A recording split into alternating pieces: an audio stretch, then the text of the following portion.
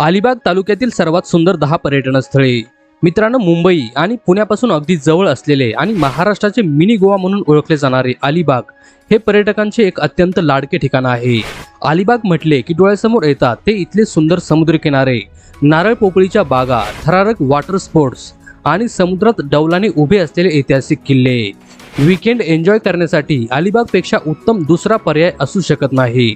अशातच आज आपण अलिबाग तालुक्यातील सर्वात सुंदर 10 पर्यटन स्थळे कोणती आहेत याबद्दल माहिती जाणून घेणार आहोत। मित्रांनो, व्हिडिओ सुरू करण्याआधी जर तुम्ही आमच्या चॅनेल आणि पेजवर नवीन असाल तर फॉलो सबस्क्राईब करून व्हिडिओला एक लाईक नक्की करा। चला तर मग व्हिडिओला सुरुवात करूया। Number 10, Mandwa beach. आपल्या यादीत 10व्या क्रमांकावर आहे बॉलिवूडच्या अग्निपथ चित्रपटामुळे देशभरात प्रसिद्ध झालेला मांडवा बीच। अलिबाग शहरापासून 20 किलोमीटर अंतरावर असलेला हा किनारा पर्यटकांनी नेहमीच गजबजलेला असतो। मुंबईच्या भाऊचा धक्का आणि रो बोटीने थेट मांडव्याला येण्याची सोय असल्यामुळे इथे पर्यटकांची मोठी वर्दळ असते। हा किनारा अतिशय स्वच्छ असून इथे तुम्हाला बंपर राईड, बनाना राईड आणि जेट स्की यासारखे अनेक वॉटर स्पोर्ट्स एन्जॉय करता येतात। किनाऱ्यावर उभे राहून दूरवर दिसणारी मुंबईची क्षितिज रेषा आणि बोटीचा प्रवास हा इथला मुख्य आकर्षण बिंदू आहे। नंबर 9, करमारकर शिल्प संग्रहालय। 9व्या क्रमांकावर आहे अलिबाग मधील कलेचा एक अद्भुत नमुना म्हणजेच सासवणे गावातील करमारकर शिल्प संग्रहालय। जर तुम्हाला कला आणि शिल्पकलेची आवड असेल तर हे ठिकाण तुमच्यासाठी एक पर्वणीचं आहे। भारताचे सुप्रसिद्ध शिल्पकार पद्मश्री विनायक पांडुरंग उर्फ नानासाहेब करमारकर यांच्या राहत्या घरी हे संग्रहालय उभारण्यात आले आहे। येथे त्यांनी घडवलेली सुमारे 150हून अधिक अतिशय जिवंत वाटणारी शिल्पे ठेवण्यात आली आहेत। यातील अनेक शिल्पे ही कास्य, दगड आणि फायबर मध्ये बनवलेली आहेत। छत्रपती शिवाजी महाराज, महात्मा गांधी यांची शिल्पे आणि ग्रामीण जीवनाचे दर्शन घडवणाऱ्या कलाकृती पाहून आपण अचंबित होतो। अलिबागच्या सहलीत या शांत आणि कलात्मक स्थळाला नक्की भेट द्या। नंबर 8, रेवदंडा किल्ला आणि बीच। 8व्या क्रमांकावर आहे इतिहास आणि निसर्गाचा सुरेख संगम असलेला रेवदंडा किल्ला आणि बीच। पुंडलिका नदी जिथे अरबी समुद्राला मिळते तिथे हा पोर्तुगीज कालीन किल्ला वसलेला आहे। 1524च्या सुमारास बांधलेल्या या किल्ल्याचे आज केवळ अवशेष आणि प्रवेशद्वार शिल्लक असले तरी इथली तटबंदी पोर्तुगीज साम्राज्याच्या खुणा आजही जपत आहे। या किल्ल्याला लागूनच रेवदंडा बीच आहे जो त्याच्या काळसर वाळूसाठी आणि शांततेसाठी ओळखला जातो। सध्या हा बीच कॅम्पिंगसाठी संपूर्ण महाराष्ट्रात प्रसिद्ध झाला आहे।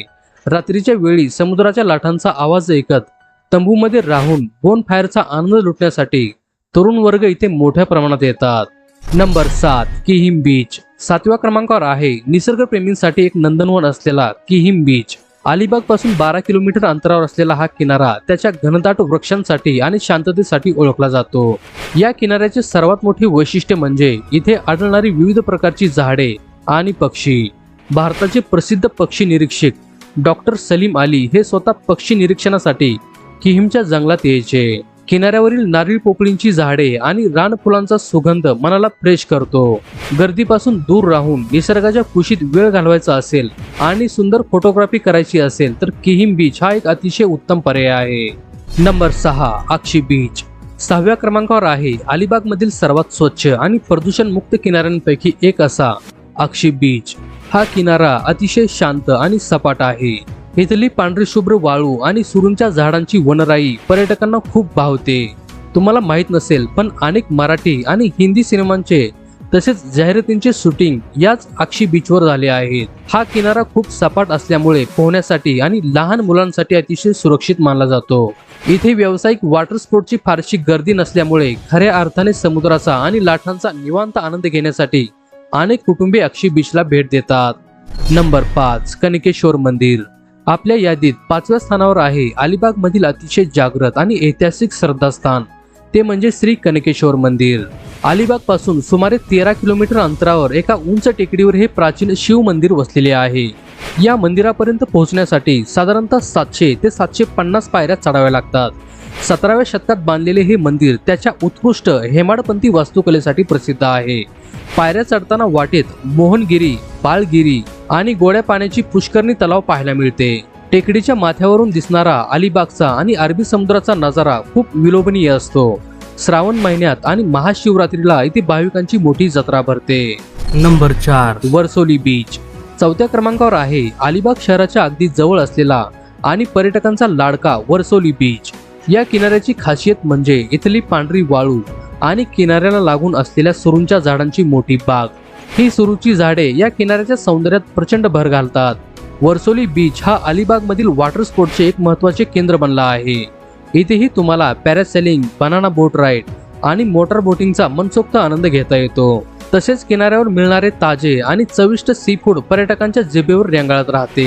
संध्याकाळच्या वेळी मित्रांसोबत किंवा कुटुंबासोबत फिरण्यासाठी हे एक परफेक्ट ठिकाण आहे। Number 3, Nagaon beach. तिसऱ्या क्रमांकावर आहे संपूर्ण अलिबाग तालुक्यातील वॉटर स्पोर्टचे सर्वात मोठे हब म्हणजे नागाव बीच।